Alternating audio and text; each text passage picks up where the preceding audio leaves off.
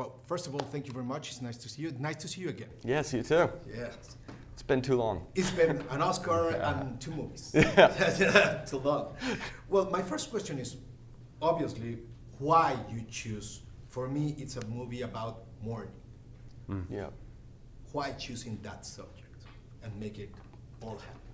Well, that to me was actually, it was, the thing that made me want to do the movie was when I learned that Neil lost his daughter right before becoming an astronaut, just less than 8 years before walking on the moon. I think at first when I was asked, do you want to do a movie about Neil Armstrong, I said no, because I thought I knew the story and that there wasn't anything left to discover there. But when it suddenly occurred to me that this was a man taking these first steps who was in grief, a man who was in mourning, a man who was trying to cope with the unfathomable, suddenly the physical journey to the moon felt like it had an emotional journey built underneath it. And I just became fascinated with who that person was, what he was going through at that time, and by extension, what his family was going through, what his wife was going through. And so to look at the movie as not a space mission movie, really, but a movie about a family and a marriage and about this home life that informed what happened in space, that fascinated me, felt like an untold story. Yeah, I think that sort of got us both going. Yeah, we were both, when Damien came to me, I saw Whiplash and was a huge fan and was very excited to get to work and was more excited as I read about Neil and realized not only had he lost a daughter shortly before during the Gemini program, but that he lost 2 of his closest colleagues in the Gemini program, all within a 12-month period. Mm-hmm. And in that same 12-month period, he almost died as well. And it became very clear that this was a movie about a triumph that was really about loss. You know, there's a wonderful quote by Samuel Beckett, who was writing to a friend upon the friend's loss of a father, that sort of wondered, how is it that we are able to move on with these wounds that we bear that never go away? And I think that anyone who's lost someone dear to them, it never goes away. And it is sort of remarkable that we're able to continue moving forward. And I think the worst thing I could ever imagine is the loss of a child. And so we just thought, there's a really remarkable story here that we really wanted to tell. As a director, why you choose to make it, even the poster, all in extreme close-ups? I think it was in many ways an attempt to do the opposite of what history had given us, what the sort of official version of events was. Today, I think we have this sort of distance of almost 50 years from the lunar landing, and so you can almost forget that these people were human beings, that they were ordinary human beings who, in between flying to space, had to take out the trash and clean the pool and take care of kids and went through also universal family troubles, both joys and problems. And it felt to us, I think, that if the movie could really adopt a sort of up-close and personal, intimate style, it would hopefully counterintuitively maybe make the film feel more universal, wind up making what they do feel even more epic, because you understand them as flesh and blood human beings who hurt, who suffer, who have doubts, who have uncertainties, but who persevere all the same. Buzz Aldrin, it's a great character.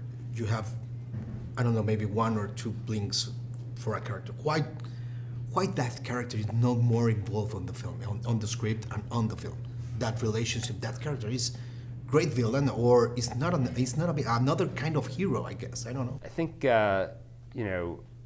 Buzz's story is a different story, and I think that there were any number of things there were a couple things that we wrote that didn't make the film.